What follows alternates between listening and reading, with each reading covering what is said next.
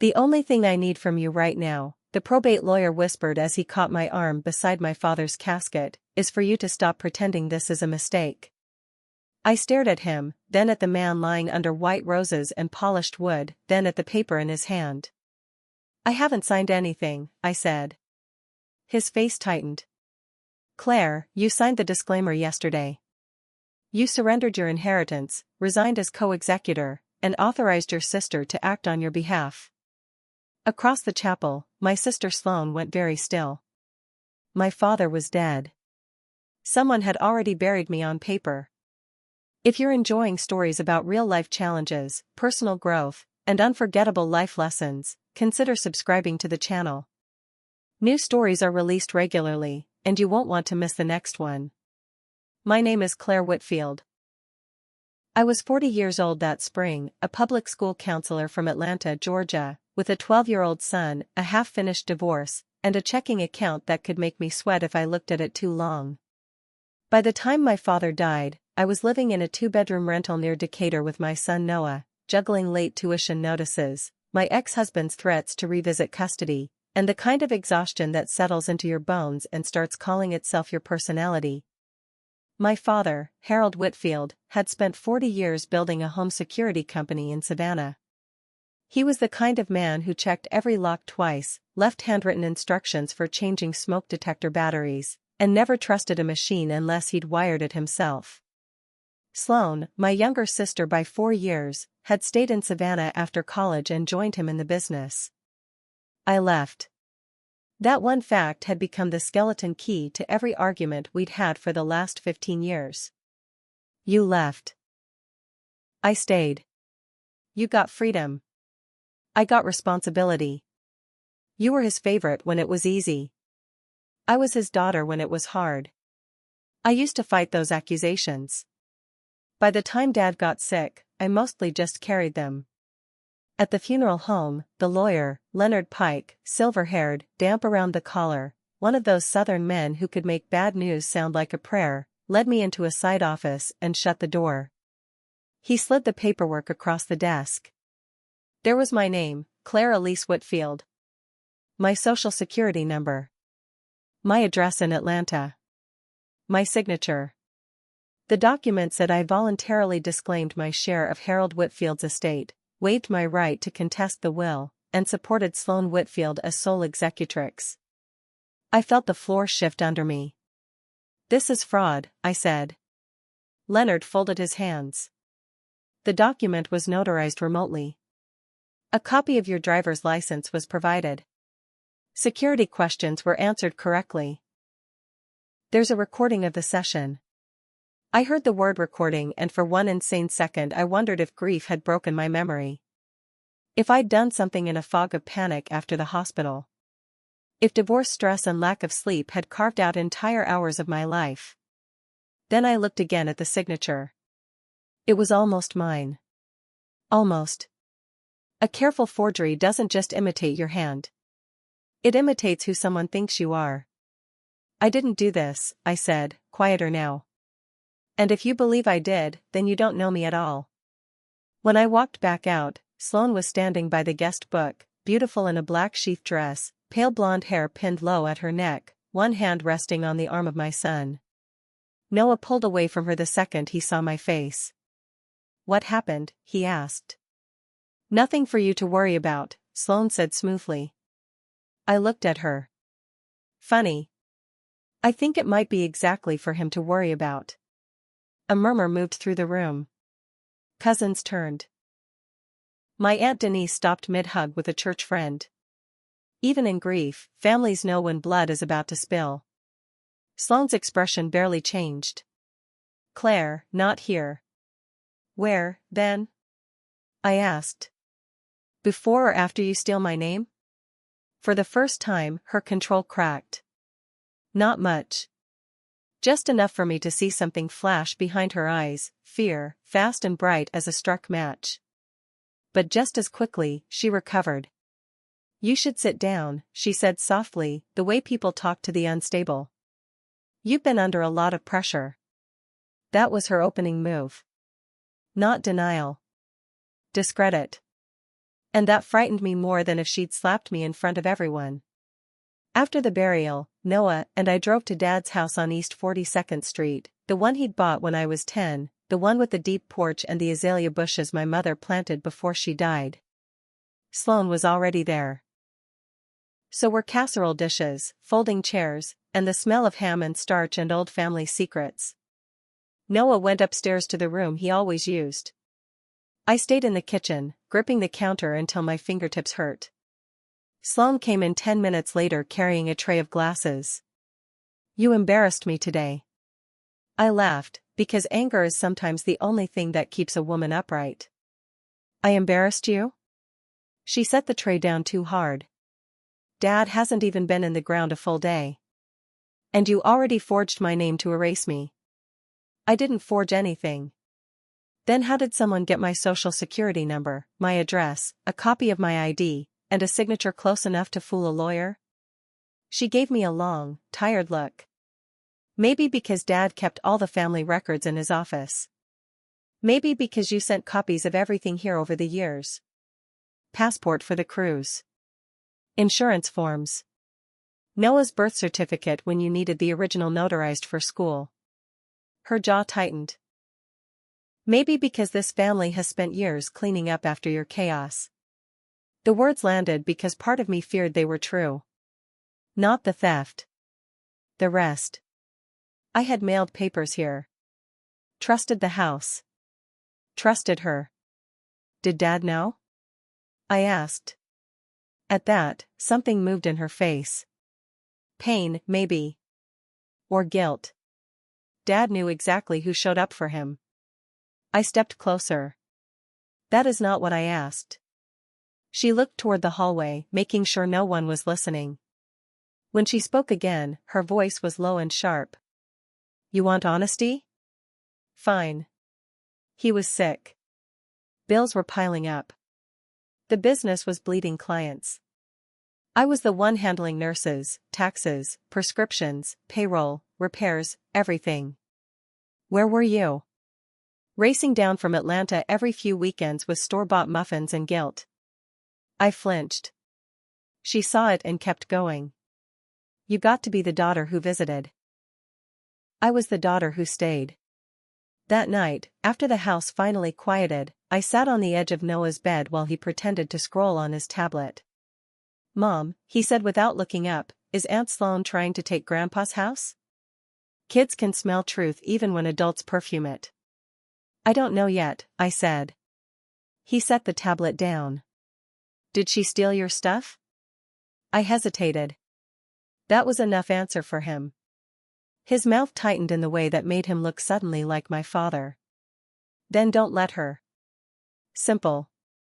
Clean. 12-year-old justice. If only grown-up justice came that fast. The next morning, I drove to Leonard Pike's office downtown. I asked to see the remote notarization packet.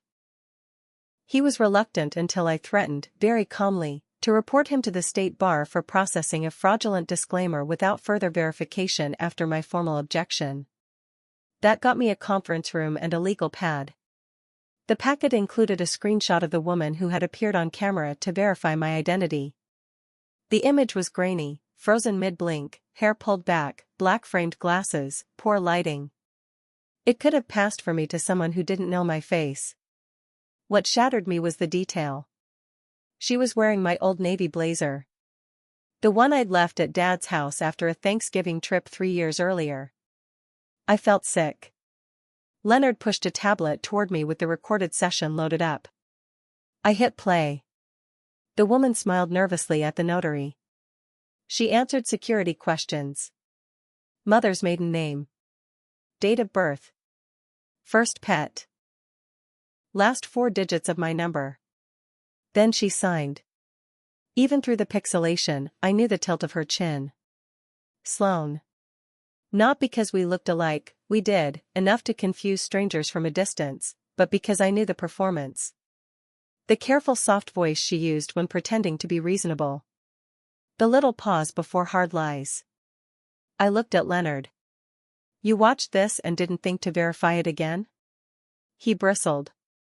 the process met legal standards? No. It met convenience. He didn't answer that. Then he dropped the second blow. Mrs. Whitfield, he said, still clinging to formality, there is also the matter of a codicil your father executed 6 weeks before his death. A codicil. An amendment to the will. He opened another folder. My father's signature sat at the bottom of a page that reduced my inheritance to $10 and left the estate, the house, and controlling shares of Whitfield Secure Systems to Sloan alone. My throat went dry. The room seemed too bright. Why wasn't this mentioned yesterday? It was to be presented after the funeral, he said. Your sister requested sensitivity. Sensitivity. There are words people use when cruelty needs better clothes.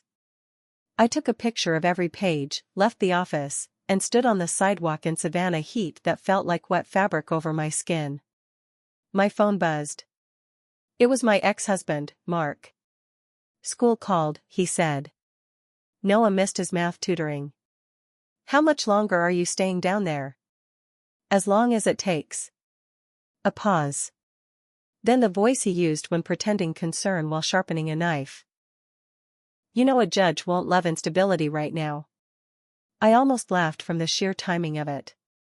My father died. And I'm sorry, he said. But Noah needs structure. Translation, if I stayed too long, he'd use it. When I hung up, I leaned against my car and closed my eyes. In less than 24 hours, I had lost my father, my inheritance, my legal standing in his estate, and maybe the temporary illusion that adulthood eventually becomes manageable. That evening, Aunt Denise found me in Dad's workshop behind the house. Tools hung in perfect rows. Wire spools sat labeled by color and gauge. The place smelled like sawdust, machine oil, and the cologne Dad wore for church. He was worried near the end, she said, not looking at me. Not just about dying. About paperwork. I turned. What kind of paperwork? He said files had been moved in his office. Sloan blamed the cleaning lady. He didn't believe her. Why didn't he tell me? Her eyes softened. Maybe he did, in the only way he thought you'd listen. That landed oddly. What does that mean? Denise pointed toward the back wall, where Dad's half-finished model train table sat under a canvas dust cover. Last week in the hospital, he kept saying something about your mother's blue engine. None of us understood it. I stared at the train table. When we were kids, Mom used to help Dad paint the tiny train cars. One engine, cobalt blue with a silver stripe, had always been hers. I pulled the cover off. Dust rose. Noah, hearing the noise, wandered in.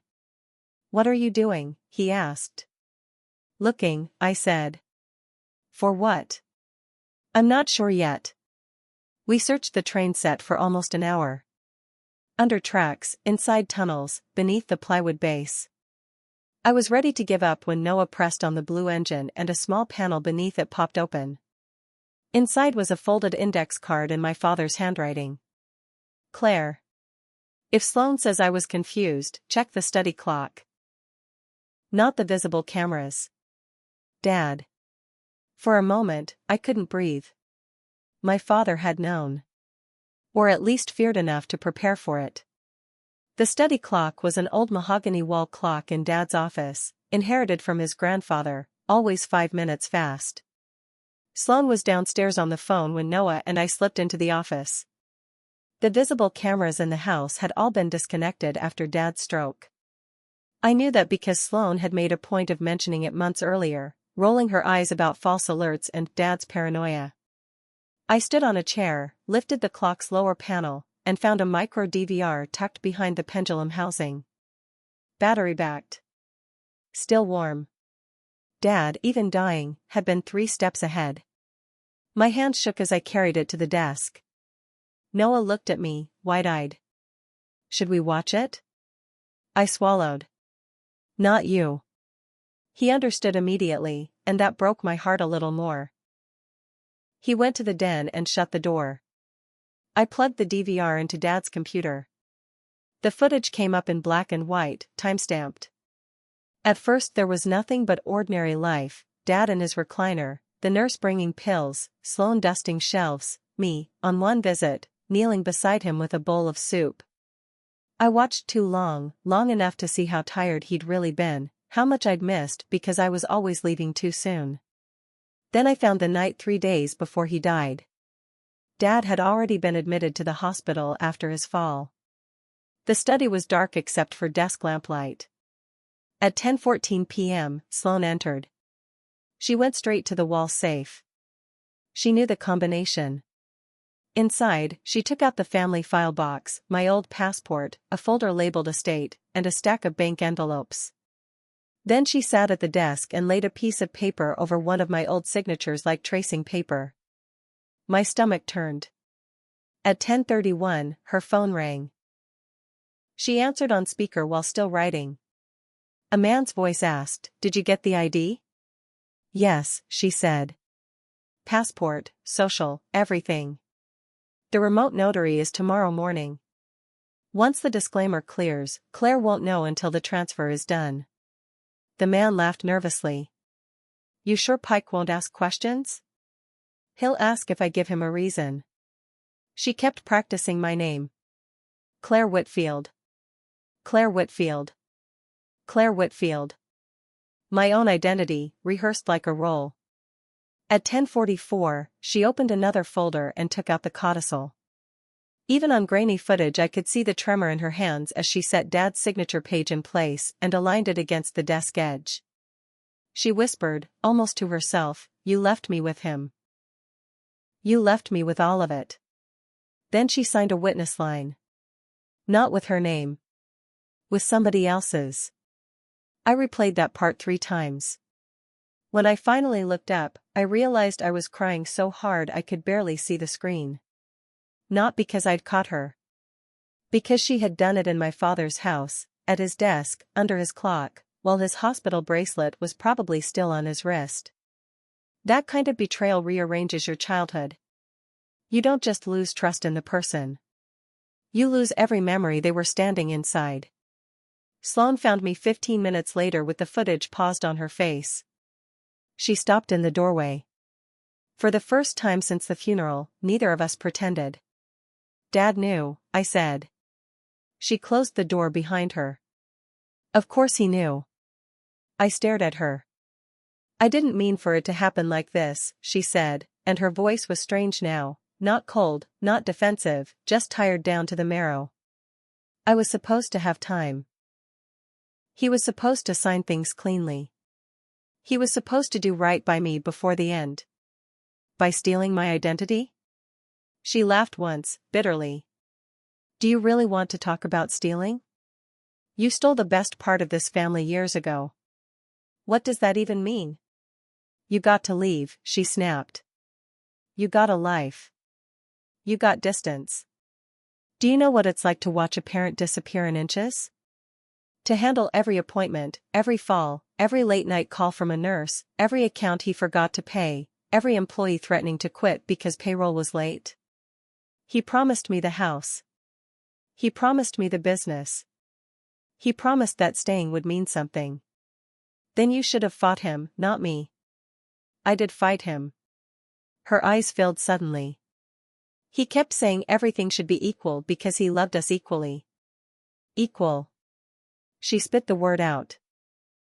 "You call it equal when one daughter brings groceries on holidays and the other buries her own 30s inside someone else's decline?"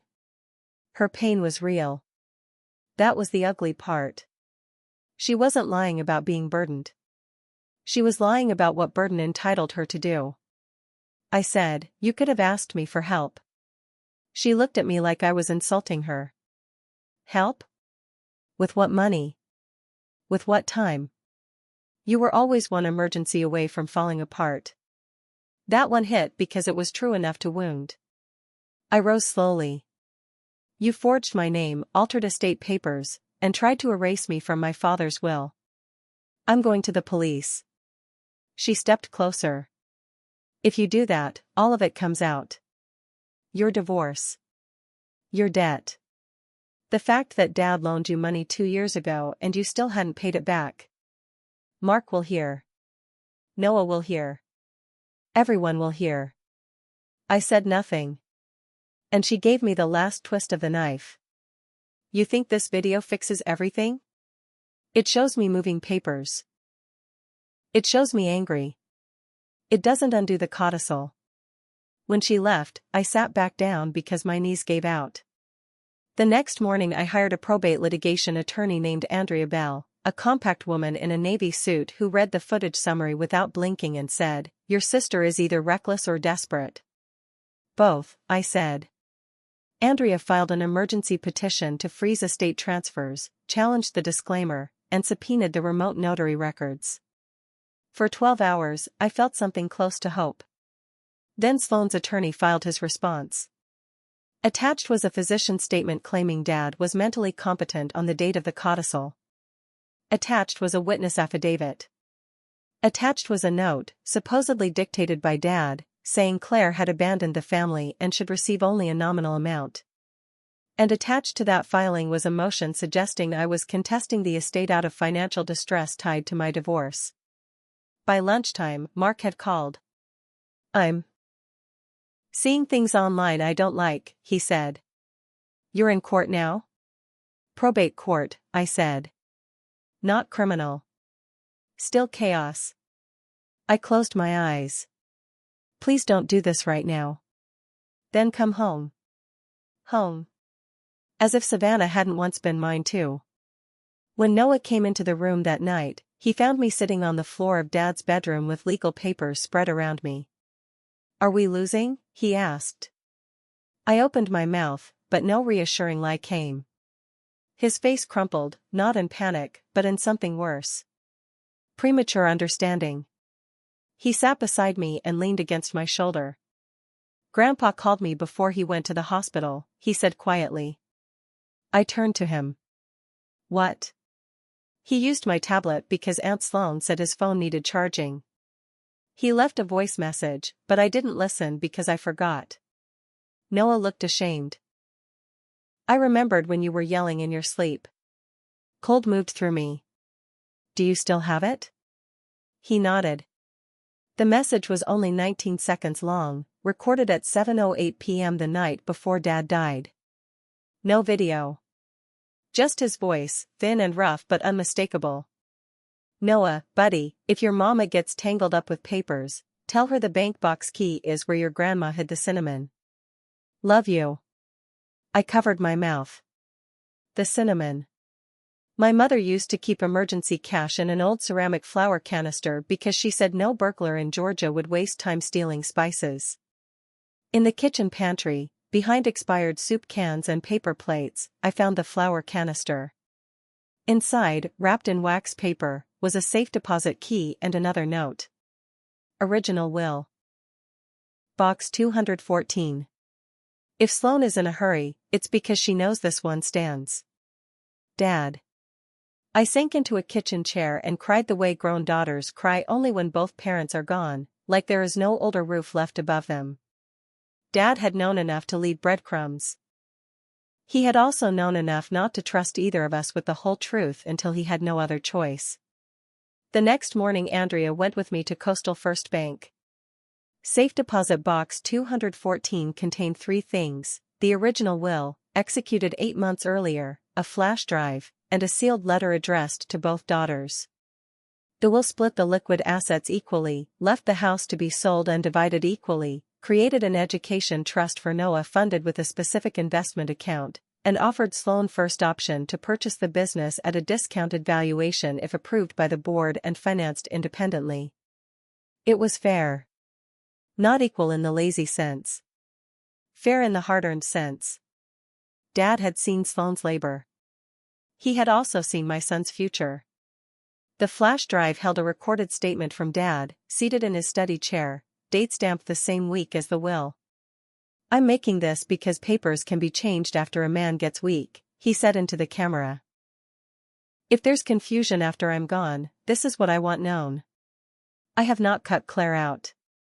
I will not cut Claire out. Sloane has done more than her share for this family, and I've compensated her through salary and bonuses. But no daughter of mine gets rewarded for punishing the other. Then his face shifted, softer. Sadder. If I failed you girls, it was in making sacrifice feel like currency and distance feel like betrayal. That's on me. Andrea exhaled slowly when the recording ended. This, she said, is what wins. But winning, it turned out, still had to survive a courtroom. At the probate hearing a week later, Sloane arrived in cream silk and diamonds small enough to seem tasteful, like a woman attending a charity board meeting instead of a family collapse. She didn't look at me. Leonard Pike did, though, and there was something close to shame in his face now. The judge, an older woman with reading glasses low on her nose and no patience for dramatics, heard first from Sloane's counsel. He argued caregiving burden, testamentary intent, sibling estrangement, legal execution. Then Andrea stood. She dismantled the disclaimer first. The remote notary admitted under subpoena that the participant had used an out-of-state IP address traced to a co-working office leased by a marketing firm where Sloane's boyfriend, Eric, rented space. The ID used was my expired passport. The witness email linked to the filing came from an account created on a laptop registered to Whitfield Secure Systems. I watched Sloane's jaw tighten. Then Andrea played the hidden camera footage. Not all of it. Only enough. Sloane opening the safe. Taking my documents. Practicing my signature.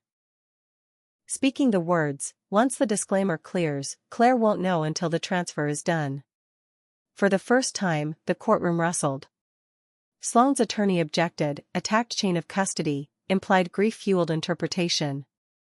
Then Andrea introduced the bank box will. Then Dad's recorded statement. The room went still. You could feel the air change when a dead parent tells the truth no living child can spin. When the video ended, the judge looked directly at Sloane. Would you like to explain, she said, why your father anticipated paper fraud before his death? Sloane stood before her attorney could stop her. Maybe she was tired. Maybe she was cornered. Maybe somewhere under all that calculation was a daughter who had been waiting years to say what nobody wanted to hear. He kept everything, she said, her voice trembling now. Every code, every account, every decision. Even sick, he was still running us. I gave him 10 years. 10 years. I missed a marriage, kids, everything. And he still talked like fairness was splitting a pie at Thanksgiving. The judge said nothing. Sloane laughed through tears. You all want a villain because it's cleaner. Fine. I changed papers. I tried to force what should have been obvious. But don't act like this happened in a vacuum. He taught us that love came with ledgers. I looked at her then, really looked. Not at the woman who stole my identity. At the girl who had stayed in a house that got heavier every year and called it duty until it became resentment. And I hated what she had done. But for one terrible second, I understood the shape of how she got there. The judge ruled from the bench. The fraudulent disclaimer was void. The codicil was referred for forensic review and possible criminal investigation. The original will from the safe deposit box was admitted as controlling. Sloane was suspended from any role in estate administration pending further proceedings. Andrea squeezed my arm under the table. It should have felt like triumph. Instead, it felt like the collapse after holding a door against a storm. Outside the courthouse, reporters weren't waiting. This wasn't that kind of story, but family was. Aunt Denise. 2 cousins. Noah, sitting on a bench with a juice bottle, swinging one sneakered foot. He looked up when he saw my face. Did Grandpa help? He asked. I knelt in front of him. Yeah, I said, my throat thick. He did. Sloane came out 10 minutes later alone. No boyfriend. No lawyer. No armor that could survive daylight. Claire. I turned. She looked smaller somehow. I never meant to hurt Noah, she said. I almost told her that wasn't the point. That children are always hurt when adults make war out of inheritance. That it isn't the money they feel first, but the fracture. Instead I said, you used my son's dead grandfather to build a lie around us. Her eyes filled. I know. Do you? My voice shook. Do you know what it felt like to watch you sign my name? To realize you'd studied me well enough to erase me? She opened her mouth, then closed it. There are apologies too late for language. Over the next 6 months, consequences arrived the slow way, which is usually the real way. The forensic review found the codicil signature inconsistent with Dad's authentic hand and the witness lines signed under a false name. Eric took a plea deal for his part in arranging the remote notary session. Leonard Pike avoided disbarment but paid for his negligence with public humiliation and a civil settlement. Sloane was charged with fraud-related offenses and, because it was a first offense and the estate loss had been stopped before final distribution, she avoided prison. Probation, restitution, community service, professional sanctions. Enough to mark her life. Not enough to erase what happened. The house sold in late autumn. I stood on the porch one last time before closing, hand on the same rail Dad used to paint every other June, and let myself grieve the place without confusing it for him. Noah's education trust was funded exactly as Dad intended. With part of my share, I paid off the last of the divorce legal fees, put a down payment on a small townhouse in Decatur, and, for the first time in years, stopped waking at 3 a.m. doing math in my head. Mark did try to revisit custody. He lost. Stability, it turns out, isn't what a man says a woman doesn't have. It's what she builds while he's talking. I went back to school counseling full-time that winter. One afternoon, helping a teenage girl navigate her parents' separation, I heard myself say, sometimes people don't become who they are under pressure. Pressure reveals what they've been rehearsing in private. I thought about Sloane when I said it. But I also thought about myself. About how easy it had been, for years, to call myself helpless because life was crowded and grief was complicated and money was tight. About the ways I had let distance stand in for innocence. About how I'd loved my father without fully seeing him, and resented my sister without fully asking what staying had cost her. Understanding didn't excuse her. But it did keep me from becoming hard in all the same places. The last time I saw Sloane in person was almost a year after the hearing. She was volunteering at a food pantry as part of her service hours. I had dropped off canned goods through a school drive and almost turned around when I recognized her. She looked older. So did I. For a second we just stood there between shelves of boxed pasta and soup. Then she said, I read Dad's letter again. The sealed one from the bank box had been brief. He wrote that inheritance reveals character faster than poverty because people can justify greed more elegantly than hunger. He said he loved us both, that love was not the same as trust, and that repair, if it ever came, would require truth before tears. What did you think this would buy you? I asked. She looked down at her hands. Time, maybe. Proof. A life that looked like the years meant something.